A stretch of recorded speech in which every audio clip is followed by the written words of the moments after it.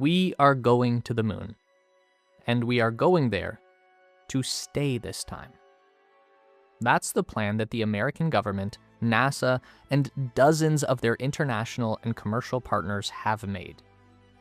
And assuming that they can stick to that plan, what we are looking at is so much more than just landing people on the moon. Landing is not easy, but it's also not the hardest part. We have done that before. But what comes next is something entirely new. We need to build on the moon. We need to build a permanent base, essentially a small city on an alien world.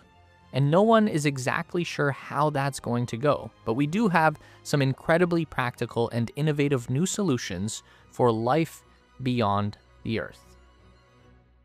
First, we need to talk about where this moon base is going to be located.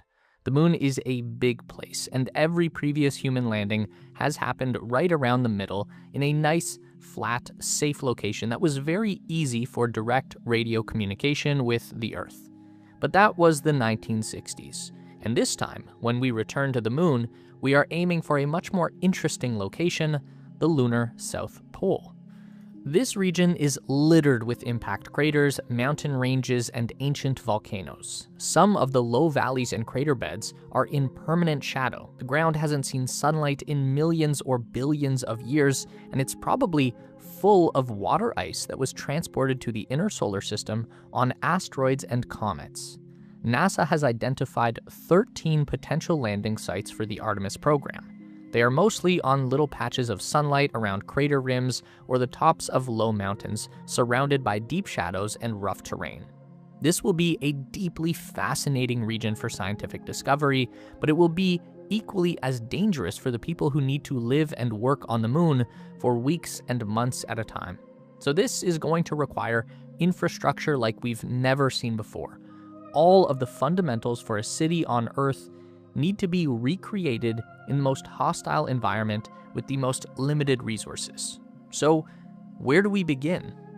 With roads. Yes, where we're going, we do need roads and landing pads and other solid surfaces to operate and build on. The problem that needs to be solved is dust. The lunar surface is coated in a relatively thin, yet incredibly light and fluffy layer of ultra-fine dust. Each grain of this moon sand is sharp and abrasive like broken glass. During the Apollo missions, it was known to cut through the outer layers of spacesuits and scratch the glass on the astronauts' helmets.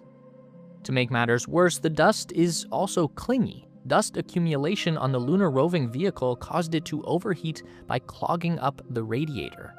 The trick is that without atmosphere and with very little gravity, once you kick up dust, it can really travel. When Apollo 12 landed on the moon, they tried to get as close as possible to a probe called Surveyor 3 that had already touched down on the moon a few years earlier. NASA wanted astronauts to go check in on it, and what they found was that even though the Apollo spacecraft had landed 180 meters away, Surveyor had been sandblasted by dust that the lander's rocket engines had kicked up. So if we are going to build a moon base where people are constantly landing and lifting off and driving vehicles and walking around, then we need to do as much as possible to eliminate dust from our lives. That means roads and landing pads and hard surface areas around our base camp. The quick and dirty answer in the short term could be rhino snot. That's a nickname that the US military gives to a spray-on product that they use to stabilize dirt roads and helicopter landing pads out in the field. It was popular in Afghanistan for turning desert sand into solid material. They found it particularly useful for eliminating dust clouds created by helicopter takeoff and landing. So that's a potential solution for the short term. It's not ideal because we have to transport all of this rhino snot material from the Earth, and we are basically polluting the moon, filling it up with microplastics. So a more sustainable answer that can actually be scaled up to build a small city on the moon would be to just melt the surface into solid glass. This is something that the European Space Agency is working on right now with an experiment called PAVER. Scientists have been using simulated moon dust and a powerful laser to experiment with melting the dust into a solid glass-like surface. This is an idea that kind of dates back to 1933 when people thought that you could pave roads through the deserts of Earth just by melting the sand. Makes sense, right? Glass is just melted sand. The idea was wildly impractical for that time and place, but in a future moon base, it might be the best option we've got. Now, we probably don't have to bring a giant laser to the moon. Instead, what we could do is set up a big magnifying glass to concentrate the sunlight. Specifically, they'd use something called a Fresnel lens. It concentrates light using grooves carved into a flat piece of clear plastic, so it eliminates the need for a big curved piece of glass. And the Fresnel lens would only need to be just under 2.5 meters wide. But given the geography at the lunar South Pole, where the sun is low on the horizon and the shadows are long, we might just need lasers as well. Either way, this would be a slow process. The Europeans working on the Paver experiment estimate that we could make a 100 square meter landing pad with a thickness of 2 centimeters in 115 days. That is something like 100 times more slowly than paving roads with traditional asphalt. So, it's a big job, but we are going to spend a lot of time driving on the moon. Our primary transportation will be pressurized rover vehicles, like this one being developed by the Japanese space program in partnership with Toyota, also known as the Lunar Cruiser.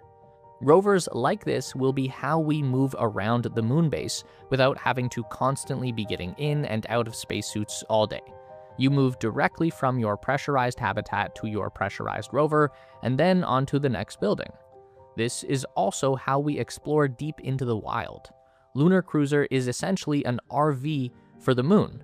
It can support 2 astronauts on a road trip that can last for 30 days or more and would be powered by a hydrogen fuel cell. Now, having an RV is cool and all, but where do we live? Well, we need to break that down into short-term accommodation and long-term. Building a moon base is not going to happen overnight, and NASA has already designed our first lunar house. They call it the Foundation Surface Habitat. It's a 3-story structure that combines a metal frame with an inflatable module and will support up to 4 people over a time period of about 1 month, although the Foundation will mostly be occupied by 2 astronauts while the other 2 crew members are out exploring the moon in their pressurized vehicle. The ground level of Foundation is a metal structure that will be 4 meters in diameter. It contains the airlock and EVA suits, plus a science station for geological experiments with lunar samples. Astronauts climb a ladder to reach the second level in the inflatable module. This expands to 6.5 meters in diameter. This is also where we'll find the hygiene and exercise equipment. There's also a biology lab where astronauts will study the effects of the lunar environment on plants and animals. Going up to the 3rd level is the primary living space for the crew. There are beds, a medical station, kitchen, and computer workstation. There is also a human research lab where astronauts themselves become the guinea pigs in a study of how long-term habitation on the moon affects the human body. Now, if we can get past the Foundation period, then we need to start building permanent structures on the moon, something that provides a level of protection and security. We need to insulate ourselves from the dangerous cosmic radiation, mitigate the effects of wild temperature swings between the lunar day and night, and we also need to be protected from meteorite impacts. To accomplish this, we go back to the beginning of human architecture. We build with bricks. In the same way that scientists believe we can melt the lunar surface to create glass roadways, they also think we can bake moon dust into structural bricks. The idea is that we could still use something like an inflatable habitat or even a solid metal structure, but then we encase it in a shell of brickwork. This should mitigate most of the dangers from radiation and micrometeorite impacts while providing an insulating layer to make heating and cooling the habitat more efficient. China has already begun testing their own moon bricks. Their idea is to build this egg-shaped structure called the moon pot vessel. The construction would be done by robots and incorporate traditional Chinese construction techniques with bricks made from lunar soil in addition to 3D printing. In 2024, China began an experiment to create bricks from 5 different simulated lunar soil compositions and tested 3 distinct methods for heating the soil into solid rock.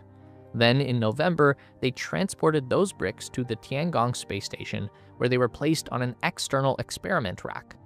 The bricks will spend the next 3 years being exposed to the vacuum of space, cosmic rays, and large temperature changes to see how well they hold up.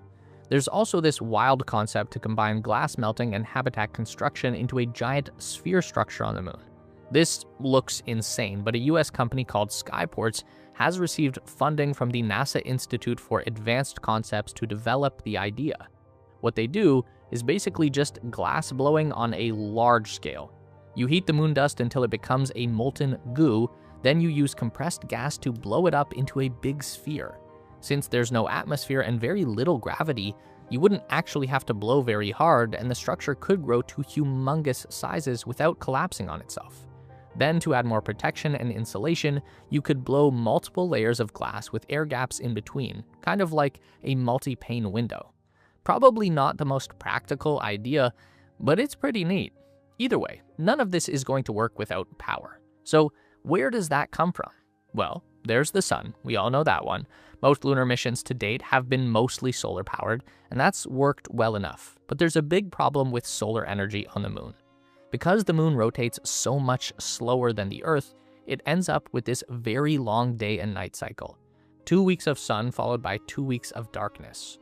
That was never a problem for human missions because those guys were only ever up there for 3 to 4 days tops. But when we send an autonomous lander or rover with solar power, they are only able to work for 14 days. Then they freeze solid for the next 14 days, and most of them just never turn back on once the sunlight returns. Even if they do, they don't work the way that they used to before the sun went down. Now let's flip back to our map of the 13 potential Artemis landing sites. Check out all of those shadows. Most of those areas are in permanent shade. Sunlight never gets in there. And those are the locations where we are most certainly going to find the water ice that we need to sustain our moon city. So the answer is to go nuclear. Nuclear power in space is not exactly new. China has been operating a nuclear-powered rover on the far side of the moon for a few years now. NASA has been using nuclear rovers on Mars for over a decade. Their Voyager probes from the 1970s are also nuclear-powered. But these are all very small-scale operations. These generators use the heat produced by naturally decaying radioactive material and convert that into a few watts of electricity. It's fine for a robot, but you cannot scale that up to something that would power an entire lunar base. We need a nuclear power plant on the moon, and that's exactly what NASA has been working on for several years now. They call it the Fission Surface Power Project. This uses the same fission reaction that is standard at all nuclear power plants on Earth. You split atoms of uranium fuel, which release a tremendous amount of energy that manifests in the form of heat. In space, where there's no water to boil to drive a steam turbine, we can use something called a Brayton converter to turn heat into electricity. It's pretty complicated. I wouldn't worry too much about how it works. It just does. And one of the advantages to those shadowy craters that never see sunlight is that we can just put the nuclear reactor down in there and it will never overheat. The trick is that these reactors have to be small. NASA specifies that the weight needs to stay under 6 metric tons and it can't be any bigger than an average car. For a nuclear power plant, that's incredibly tiny, but for a space system, it's still pretty big. Rolls-Royce is actually one of the companies leading the way in space-based nuclear technology. Most people probably only think they make super luxury cars, but Rolls-Royce has been manufacturing nuclear reactors for the British Navy submarines for over 60 years now, so they have a lot of experience in the field. Their current micro-reactor design is aiming to produce between 50 and 100 kilowatts of electricity, which on the high end would be enough to power a small factory or a few average houses. So just one of these would be plenty to get us started with a small moon base. And then we'd only need to stack a few of them together and we could power a moon city. So there it is, our first outpost beyond the Earth, a gateway to the solar system. If we can figure out how to not just live on the moon, but thrive and build and expand, then we've unlocked new possibilities in space that would never be possible from the Earth. This is how we boldly go where no one has gone before.